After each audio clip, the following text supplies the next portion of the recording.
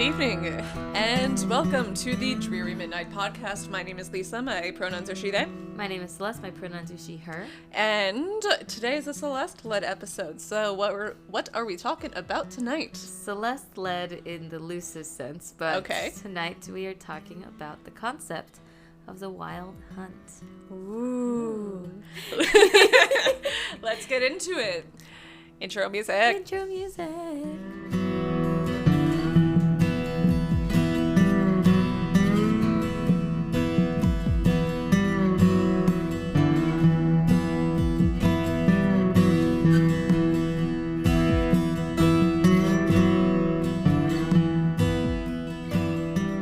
What is the wild hunt? Yes, I was briefly talking to you about this before we hit record. And I had not heard about it until about half an hour ago. So yes.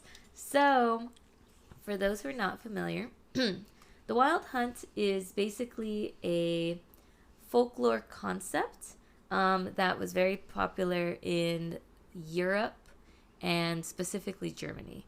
Okay. I say specifically Germany because the wild hunt, that name was actually coined by Jacob Grimm. Of the Grimm brothers. Of the Grimm brothers. All right. And they were pretty prominent they were German, right? Yeah. So yeah. That's where they did most of their studying. Yeah. But essentially, the wild hunt typically involves a ghostly chase through the night sky led by some sort of mythological figure. And they are escorted by a supernatural group of hunters engaged in pursuit forevermore. Okay, until you said that there were hunters involved, all I could think of was Santa. Funny you should say that, because Odin plays a huge part in the world.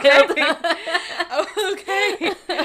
All right, so what are some examples? Okay, so just for clarification, this is not going to be like my normal episodes where I have like, here's the origins and here's everything and then here's like what we think. Well, it's kind of going to be that, it's going to be looser because there's just so much that if I put all of my notes onto a paper, it would just be reading all of my sources. Okay, fair enough. There's a lot. We might have to do a part 2 to this because right. I'm only touching on the European part of wild hunt, but the wild hunt actually comes up in other cultures as well. Okay. Which is really fun. Cool. So, the most popular versions of the wild hunt is Germanic.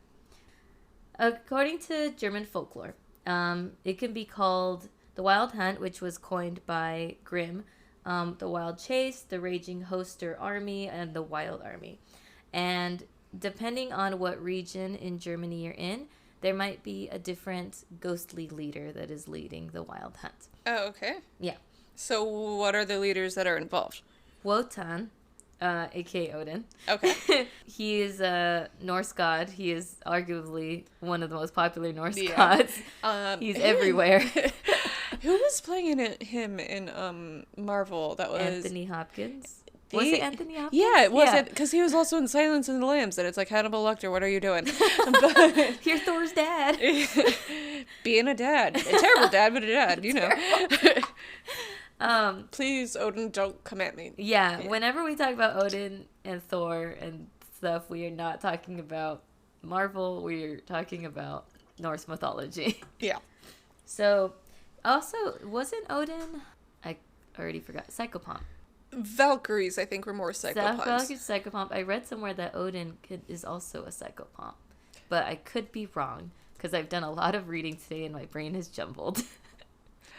So, according to a very brief Google search, when Roman writers, so this is according to Norse-mythology.org, when Roman writers spoke of the gods and goddesses of other peoples, they generally tried to identify them with deities of their own religion. And when they mention Odin, they gloss him as Mercury, who's also a psychopomp for the Romans, because he's the equivalent of Hermes.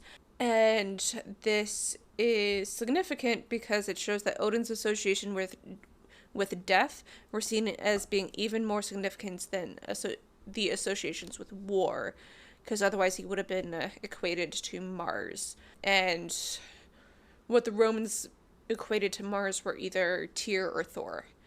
Nice. Anyway, but he presides over Valhalla. And he works with the Valkyries to carry them back to Valhalla. Yeah. So. Speaking of Valkyries, sometimes the Valkyries are the ones that are the group of spectral riders that are following Odin. Okay, that makes sense. Yeah. So it could have been, it's just like a little bit of everything. Yeah. So also, fun fact that I found out, because obviously Odin is Wotan, and Wednesday, day Wednesday derives from Old English Woden's. I don't even know how to say that. But it basically means Day of Woden. Wotan, or Wodan. Wodanars. Are you looking at the one with the D with the... Yeah. That's the. Oh. That's sort of that aspirated rather than the I love how much you know. That's one of the few things I remember from history of the English language. Anyway, Wednesday comes from Odin. Yeah. Harlequin also comes from Odin. Pray tell. Also, did we just go over all of like the different names that people called Odin in older languages? Or is that what that was? Wotan. Yeah, Wotan. Okay. Yeah. I just want to make sure that's what there was. Okay. But how does Harlequin come from Odin? God, I have it here. I know I do. One sec. It is... So, the old French name Heliquin was probably borrowed from Middle English Herleking, which is a... I'm going to read this. The name Harlequin is taken from that of mischievous devil or demon character in popular French passion plays. It originates with an old French term Harlequin, first assessed in the 11th century, and it's a story of a monk who was pursued by a troop of demons when wandering on the coast of Normandy at night. These demons were led by a masked club-wielding giant, and they were known as the Familia Harlequin. The medieval French version of the Germanic wild hunt, Mesne de Harlequin, has been connected to the English figure of Herle seeing host king. And basically what I'm saying is that the French word of Harlequin comes from the French version of the wild hunt that they were using from Odin's hunt. Okay. So that is how Harlequin is connected to Odin. There we go. It took me a while to get there. I just had to get my mind jumbled. Yeah. All right. Anyway. The point is, the wild hunt is, and other leaders of the wild hunt could be, Net Rupech, sorry if I'm saying that wrong, but he was basically a companion of St. Nicholas. Okay. And where's that from? Germany also. Okay. So he is one of the most popular gift-bringing characters in Germany. And he is described as wearing a black or brown robe with a pointed hood. And sometimes walking with a limp because of an injury. And sometimes he carries a long staff and a bag of ashes.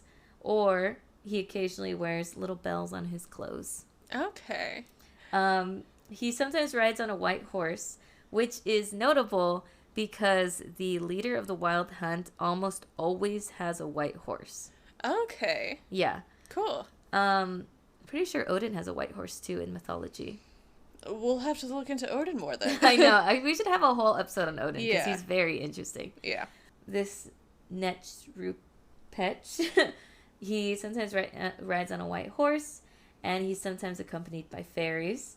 And according to tradition, he asks children whether or not they can pray. And if they can, they will receive treats such as apples, nuts, or gingerbread. And if they cannot, then he hits the children with his bag of ashes.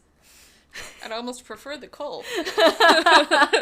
Sometimes he gives coal, but I just thought the bag of ashes was funnier. That's great. I love it. Anyway. Another possible leader of the hunt in German folklore is Berchta, sometimes known as Percht. She was a goddess in the Upper German and Austrian regions of the Alps. Okay. And the etymology of her name might mean the bright one, depending on which name she goes by. And she has two forms. She can either appear as beautiful and white as snow, just like her name, the bright one, or she could appear as very elderly and haggard. And in some old descriptions, Berchta has one large foot, sometimes like a goose or swan foot. Yeah. Grimm thinks that it's because it symbolizes her being able to shapeshift into an animal. Okay. Is she depicted having, like, the hips to support two legs or one? She's usually depicted in just, like, a robe that kind of covers her entire being. Okay, and, so, like, hard to say. You can't really see her. Oh, like Grim Reaper type of deal. Okay. She was the upholder of cultural taboos. So there were some cultural taboos back in the day. There was you weren't allowed to spin on holidays. Like spin thread or wool or whatever. Yeah, exactly. Spin the wheel. In the folklore of Bavaria and Austria, Berchta was said to roam the countryside at midwinter and to enter homes during the 12 days of Christmas and Epiphany, specifically on the 12th night. And she would know whether children or young servants in the household had behaved and if they had worked hard all year. And if they had, they could get rewarded with this little silver coin. Or if they hadn't, this is gruesome. If they had not, she would slit their bellies open, remove their stomach and guts, and stuff the hole with straw and pebbles. What? Oh my god! No. She would check to see if to make sure that girls had spun the whole of their allotted portion of flax or wool during the year. And if people ate something on the night of her feast day, other than the traditional meal of fish and gruel, she would also slit their bellies open and stuff them with straw. Well, they don't play back then. Good grief. So basically, she was the upkeeper of making sure nobody does the taboos. So make sure you behave. Make sure you don't spin on holidays. Make sure that you spin your portion of flax for the year. Make sure that you only eat the traditional meals of the gods. Stuff like that. Cool. And if you didn't, you get you get too straw bad for you and your stomach. Good grief. Yeah. Good grief. Yeah. The last leader of the wild hunt in the specifically German that I'll touch on right now is Frau Holly, otherwise known as Mother Holly, Mother Hulda, or Old Mother Frost. So Frau Holly is interesting because when I went to do research on her, she is obviously a pre-Christian female legendary figure, but she is also intertwined with Germanic fairy tales. Are you familiar with the Arne Thompson fairy tale index? No. Okay, so it's basically like a fairy tale index that I think of like SCPs, but like how every SCP has a description. Okay. But it's like a encyclopedia for fairy tales. So there's like the Cinderella fairy tale, which is, I don't know, like 001 or something. Yeah. And then it's like stories that fit under that archetype. Okay. Yeah. So, but then, 001, let's call it Cinderella, let's say. Yeah. But it's like, so it's so-and-so and so-and-so from China, and this one from Sub-Saharan Africa, and this one from the Ivory Coast. But they all have, like, the same themes. Yeah. Okay, so it's you go to something fancy, something magic, you marry above your class, and your identity is concealed. Exactly. That kind of thing. Okay. Stuff like that. Cool. So her fairy tales go under the Arne Thompson type 480, and if I remember that correctly, it is you know the story of the girl who spits out gold and the other sister, the evil sister, who spits out frogs. Okay. It's like that type thing, where she will reward you if you do good behavior and she will punish you if you misbehave. And 480 is the one sibling is punished and one sibling is praised. Yeah, I think if I remember correctly.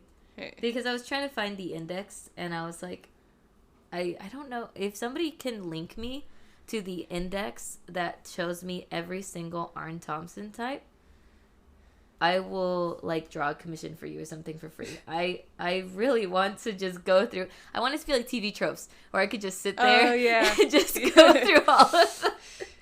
It's like TV tropes for fairy tales. Yeah. Basically, Frau Holly, she dwells at the bottom of a well. And she also is the goddess that first taught the craft of making linen from flax. So, another kind of... spinner? Yeah, like because Berchta had something to do with flax and spinning. Yeah. And now Frau Holly, which I wonder if they're connected. I'm sure they're connected somehow. Yeah. But she is also the goddess whom children who died as infants go. And her festival is in the middle of winter, when, humans are going indoors for the cold, which is also very similar to Berchta, who is usually visits people during Twelfth Night, which is also in winter. That's basically like the main 4 leaders. I lied. There's one more leader sometimes of the Wild Hunt, which is technically not a god. This is sometimes the leader of the Wild Hunt is an undead noble. He's called either Count Hackelberg or Count Ebernberg, and basically he's cursed to hunt eternally because he misbehaved. Some people say sometimes it's that he rode on the Sabbath and like it's supposed to be a day of rest, or this is a more Christian version, or he basically said hunting was like better than God or better than heaven. Yeah. Or he, did some other taboo that basically got him cursed to hunt forever. Lovely. Yeah. Yeah. Which, honestly, if he's like, hunting is better than heaven, and then he gets to hunt forever, then that's not I don't too know bad. if that's a punishment, necessarily. But basically, that's like the German ones. I'm going to very briefly touch on other versions. So, in Welsh folklore, Gwyn ap Nudd was depicted as a wild huntsman riding a demon horse who hunts souls at night, along with a pack of dogs of hell. So that's fun. In France, we went over the Harlequin and Harlequin and how that's the French version. In West Slavic Central Europe, it is known as Divoki Khan or Sitvani. Once again, very sorry, I cannot pronounce these words. And then there's the Netherlands, it's the Buck Riders. And so the Buck Riders, that term was actually used by gangs of highwaymen for their advantage. So it would be like, oh, people are scared of the Wild Hunt, so we are the Wild Hunt, sort of thing. Yeah. Yeah. So, are these mere mortals or these mythological people out to get you? So exactly. Okay. In Scandinavia, leader of the hunt was Odin. Odin's hunt was heard but rarely seen. And a typical trait is that one of Odin's dogs would be barking louder, and then a second one would be barking fainter. But these barks were the only sounds that were clearly identified. So when Odin's hunt was heard, it could mean war and unrest. It could also mean changing weather. So, I mean, it's a kind of a gamble. Yeah. And according to some reports, the forest turned silent and only a whining sound and dog barks could be heard. Well, that's ominous. Which is a fantastic type of horror. Yeah. When it's like everything is silent. Yeah. Except for one thing. Like, I feel like there's at least a couple of horror movies that use that trope in some capacity. 100%. Yeah. Britain had the Wild Hunt, and they ended up I think they kind of took that and modified it to fit like King Arthur. Okay. Go on. Yeah. Basically, it just says like that the myth of the Wild Hunt has been modified to accommodate other gods and folk heroes, among them King Arthur and Sir Francis Drake. Okay, I can understand one and not the other. So how do they do it with Francis Drake? You know what? They don't explain that. They just leave us wanting more. I'm gonna look up Sir Francis Drake, and I'm gonna look up the Wild Hunt, and I'm just gonna see what comes up. I got sent to another source that I have that also doesn't explain it. Well, if you know or can direct us any place, write us an email, drearymidnightpodcast@gmail.com. Oh my god. Either way, Yep. seeing the Wild Hunt is never a good thing. Okay. It usually is seen as a like something bad is going to happen, some sort of catastrophe. It's said to appear before plagues happen, wars, famines, and if you see the Wild Hunt, you will probably die. Well, Like it will probably foretell your death. well, that sucks. Yeah. In some traditions, those who saw the Wild Hunt could also be abducted by the riders, and they would be dragged into the fairy realm or made to join the hunt themselves. Huh. Werewolves also are common in German depictions of the Wild Hunt, but Okay. they don't attack people. They just kind of like steal food and beer from houses Okay. that the hunt passes by. Okay. Which, I mean, party on, good dude. for them, I guess. Good for them. In most accounts, I think the hunt don't really chase prey. They're just kind of like a ghostly horde that's doomed to... I guess if they chase anyone, it's going to be whoever dares to cross their path. Yeah. Sometimes there are tales of people who actually encounter the Wild Hunt. So, if you encounter the Wild Hunt and you decide to stand up against the hunters, you will probably be punished. You'll probably die. However, if you help the hunt, you can be rewarded with money, with gold, or sometimes with the leg of a slain animal. Yeah, but this leg is usually cursed in some way that makes it impossible to get rid of it. So, in this case, the person has to find a priest or a magician to ban it, or they have to trick the Wild Hunt into taking the leg back by asking for salt, which the hunt cannot deliver. So, also, in many versions, a person staying right in the middle of the road during an encounter is safe, which to me does not make sense. Because... Wait, so they're in the sky and you're just hanging out on the road until they leave? I guess. Okay. Okay. Okay. Look, like I said, it doesn't make sense. There's so many different versions of this story that it kind of begins to contradict itself. Okay. In my opinion, but I know that there are some things that are 100% all the time. Okay. And it's always some sort of ghostly horde. It's always something that you do not want to be part of. It always seems to be more prevalent, or at least a lot of these leaders seem to get a lot of their power from winter. So think of like those three, the companion of St. Nicholas, that's like a winter god. Berchta and Frau Holly are also both winter goddesses. Basically, it's just kind of, if you hear the Wild Hunt, it's gonna bring bad news. Okay. Those seem to be like the main similarities. Okay. So, Anyway, if your encounter, it's going to be bad, and so just, what I'm hearing is just don't go outside in the winter. Yes. Or spin anything. Yes.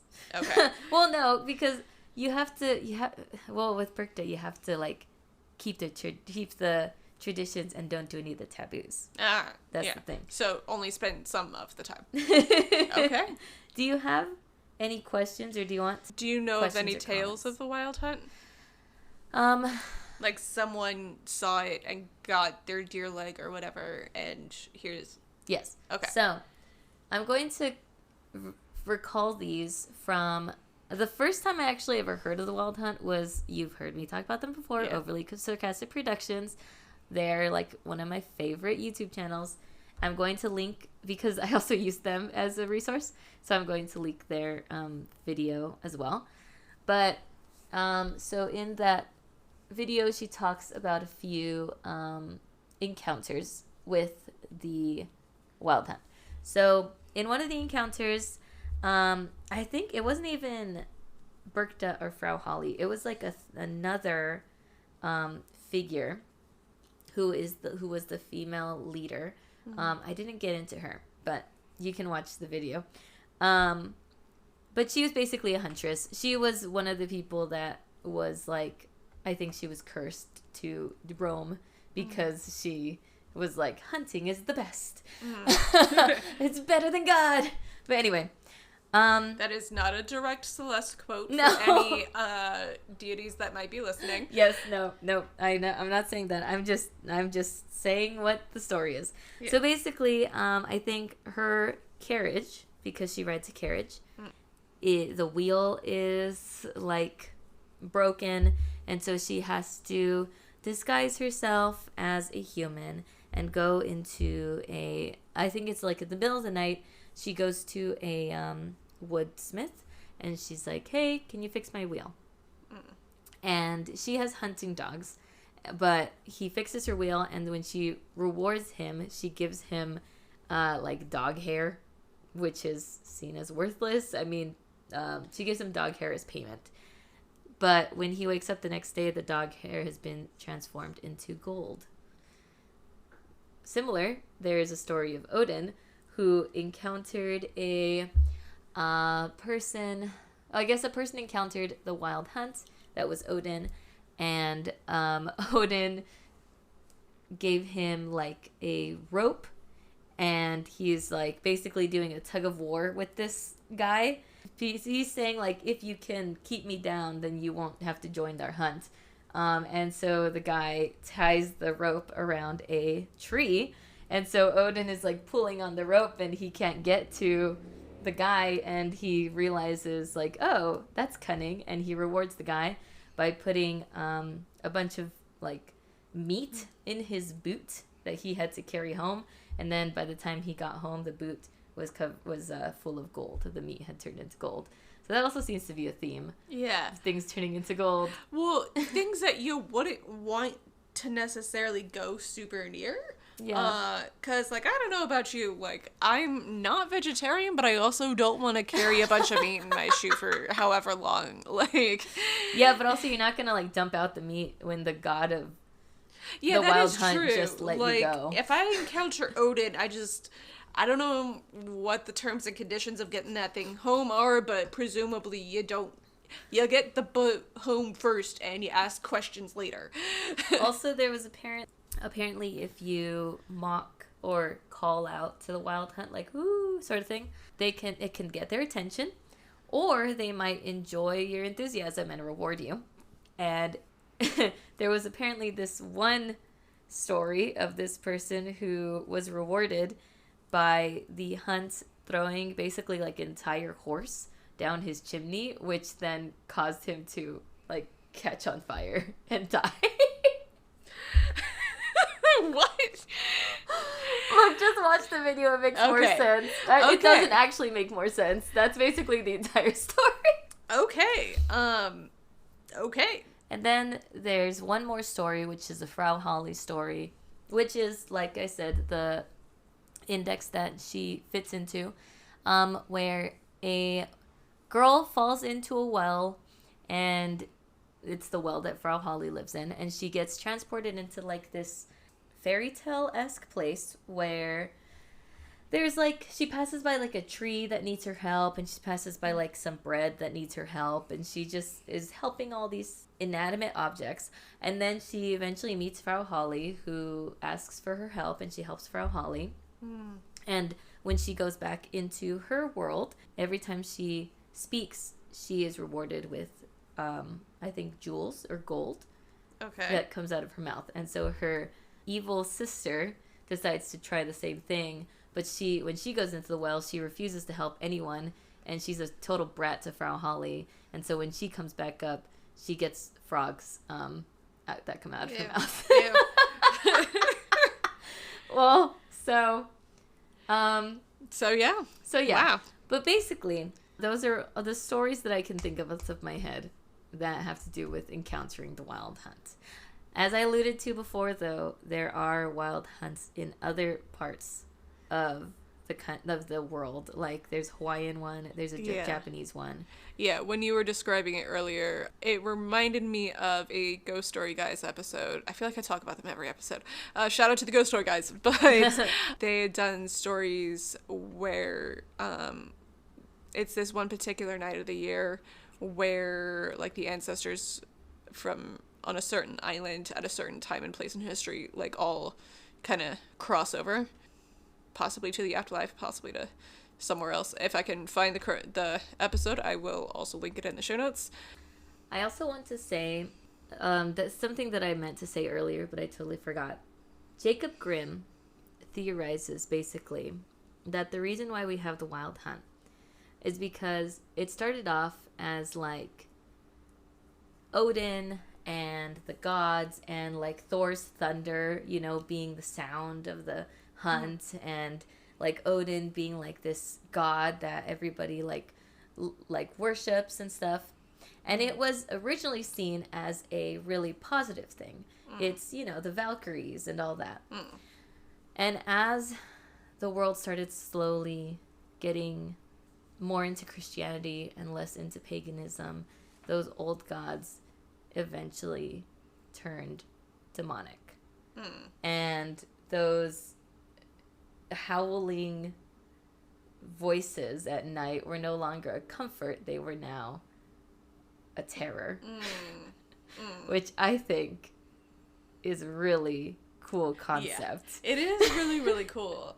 And I mean, I don't know, I feel like Christianity in general has that effect on a lot of things where it's anything that didn't have a connotation, it just was like, it was the explanation for the thunder and the rain and why the wind howls a certain kind of way or whatever.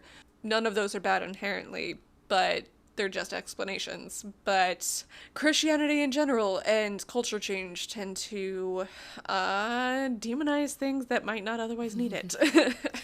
And honestly, now that we're approaching the winter era, the winter part of the year, now that it gets dark at like 5 p.m. Yeah, it is currently 4:21 and I can see the sunset starting to go on the neighbor's house. I thought this would be like thematic because you hear the howling wind and you imagine yourself as somebody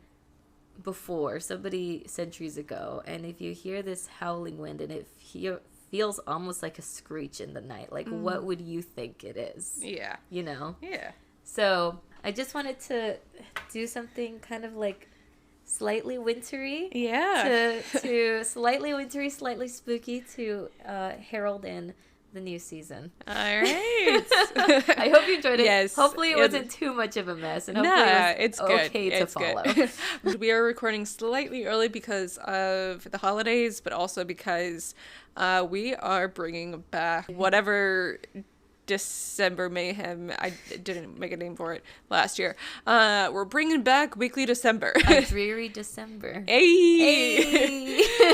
All right, so we are bringing back Dreary December. Let's act like we didn't just think of that a second ago. What? No, I totally planned 100%. Yeah. So we're bringing back Dreary December. So every week, starting on the 5th, and then it'll be regularly scheduled programming back in January. So with all that said, we are on Patreon, patreon.com/drearymidnight, and we are on Instagram, instagram.com/drearymidnightpod.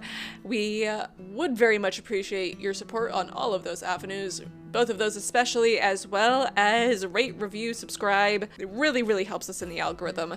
And if you have questions, comments, concerns, stories for Dreary December, shoot us an email, drearymidnightpodcast@gmail.com. And with all of that said, be aware of the wild hunt and don't look in your boot till you're home. And safe travels home on this dreary midnight. Good night. Good night.